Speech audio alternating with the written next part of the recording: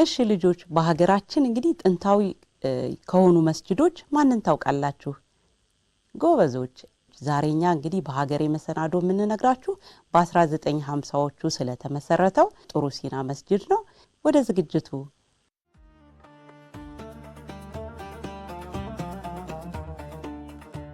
ልጆች የጡር ሲና መስጂድ ሲባል ሰምታችሁ ታውቃላችሁ? የት እንደሚገኝስ? የጡር ሲና መስጂድ በአማራ ክልል ኦሮሞ ብሔረሰብ አስተዳደር ደዋ ጨፋ ወረዳ ሃሮ ባቄሎ ቀበሌ ይገኛል።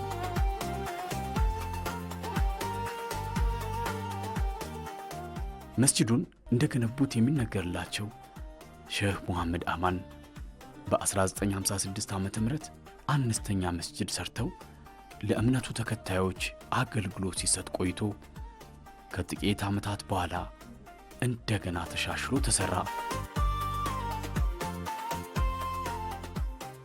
ከዛም ለሶስተኛ ጊዜ አሻሽለው ያሰሩት በሀገር በቀል ኪነ ህንፃዊ ጥበብ በሳርና በግዙፍ እንጨቶች ለ5 ዓመታት ሲታነጽ ቆይቶ በ1977 ዓ.ም ተመርቋል።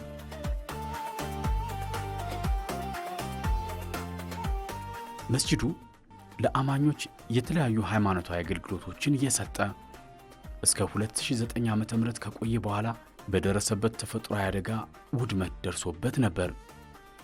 ከቆይታ በኋላ ይህንን ታሪካዊና ጥንታዊ መስጂድ ለአራተኛ ጊዜ ለመስራት ወደ ሥራ ተገባ። በዚህ ጊዜ ጣሪያው ከሳር ወደ ቆርቆሮ ከመቀየሩ ውጭ ታሪካዊና ሃይማኖታዊ ይዘቱን እንዳይለቅ በማድረግ ተገንብቷል።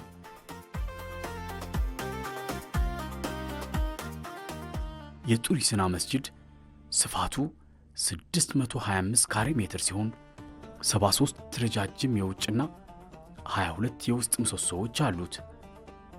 ልጆችዬ ምሰሶ ማለት ጣሪያውን ተሸክሞ የሚይዝ ቋሚ ወፍራም እንጨት ማለት ነው። ጣሪያው በሐረግ ወይንም በገመድ የተጌጠ ሲሆን የጣሪያውን አውራጅ ከቋሚው ጋር የሚያስተሳስረው ይህ ጥምጥም በተለምዶ ዘንዶ እየተባለ በሚጠራ ገመድ ያማረና ያጌጠ ግዙፍና ለዓይን የሚማርክ ጥንታዊ መስጂድ ነው።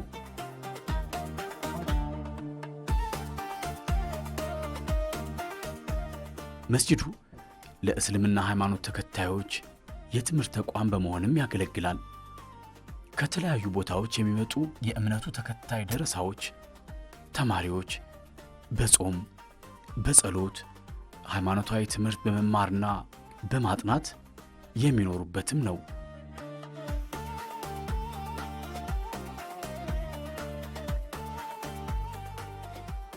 በዙሪያው 179 የወንድና የሴት ደረሳዎች ለየብቻ የሚኖሩባቸው መኖሪያ ቤቶች አሉ። በአሁኑ ወቅትም 600 ወንድና 300 ሴት ደረሳዎች በመስጂዱ ይኖራሉ።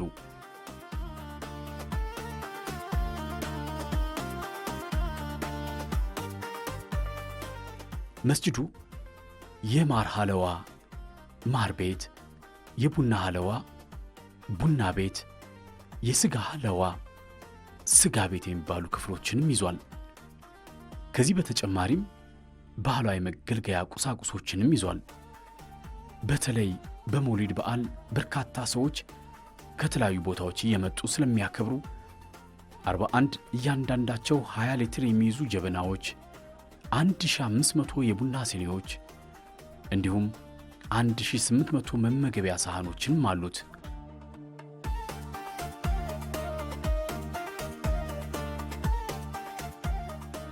ልጆች የኢድ አልፈጥርን በዓል ምክንያት በማድረግ በሀገሬ መሰናዷችን የጡር ሲና መስጂድን እንዲህ አስቃኘናችሁ። ሌሎች አሚኮ ልጆች ዝግጅቶቻችን ይቀጥላሉ። ጥሩ ጊዜ ይሁንላችሁ።